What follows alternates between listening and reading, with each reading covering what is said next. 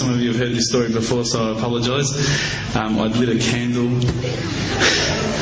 I had the window open. I had the curtains drawn. I was trying to get that really spiritual feeling.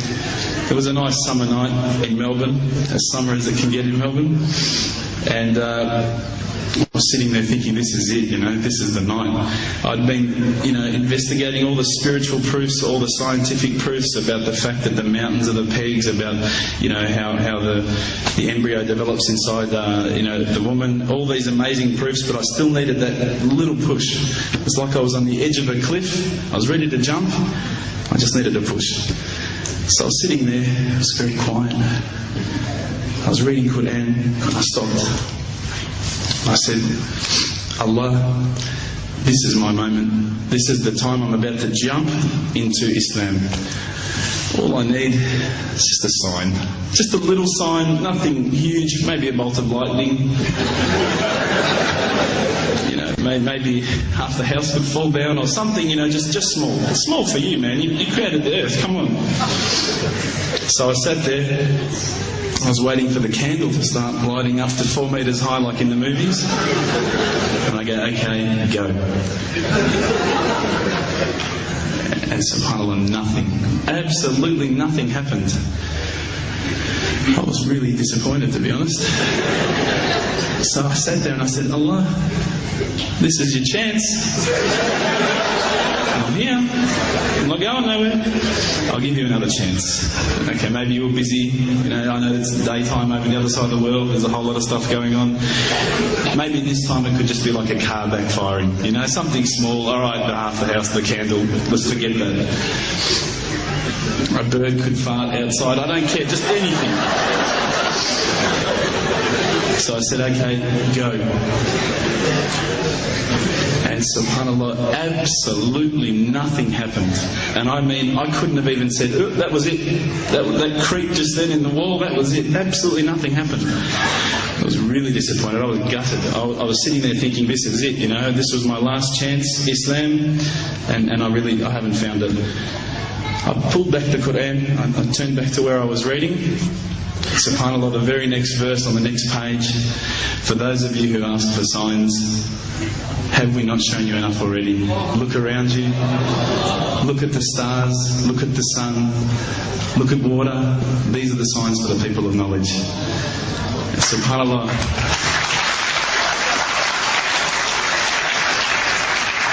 I threw the doona over my head and I pretended I was asleep. I was that scared because I couldn't believe how arrogant I'd been to want my own specific sign when all the signs had been there for me all along. The fact that we have this world, the fact that there is this creation, these are the signs for all of us. The next day I decided this is it, I'm becoming a Muslim. I'd been investigating Islam now for probably about 6 months, to be honest. I went in and I said to myself, this is it, I'm going to make shahada. I had no idea what I had to say. I had no idea what the words were. It was probably close to Isha prayer, so it would have been, 7, 8 o'clock at night. I went in and I couldn't believe it. There was about 1,000 people at the mosque. I thought, subhanAllah, look at this religion. Look at how strong they are. It was the first night of Ramadan.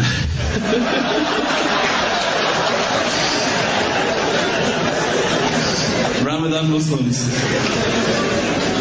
So I sat there and I was very nervous, I must admit. I got up and this person's going to me, you got to say these words, bro, Ashhadu. I'm going, what? Ash what?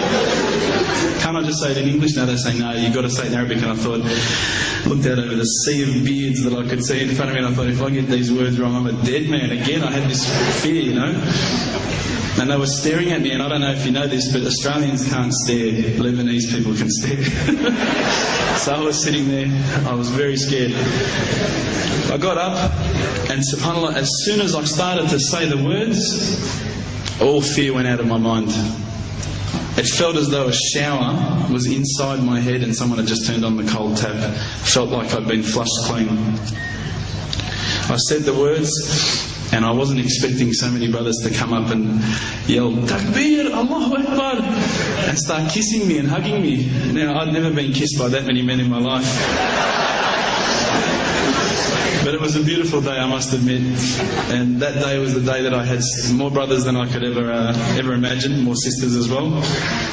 But I guess since that day I've never looked back. My family, I think, initially were very worried that I was going to be, I guess, a little bit weird towards them. That they thought that I was going to break out the AK-47s and the grenades.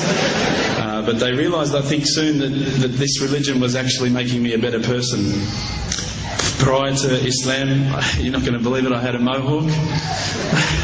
I did. I had, I'm not going to show you any photos. I had army greens, I had the Metallica t-shirt, I had the cherry docks. I was shocking, right? I thought I looked great, but I looked terrible. And alhamdulillah, ever since then I look as good as I do now. No, don't laugh, please.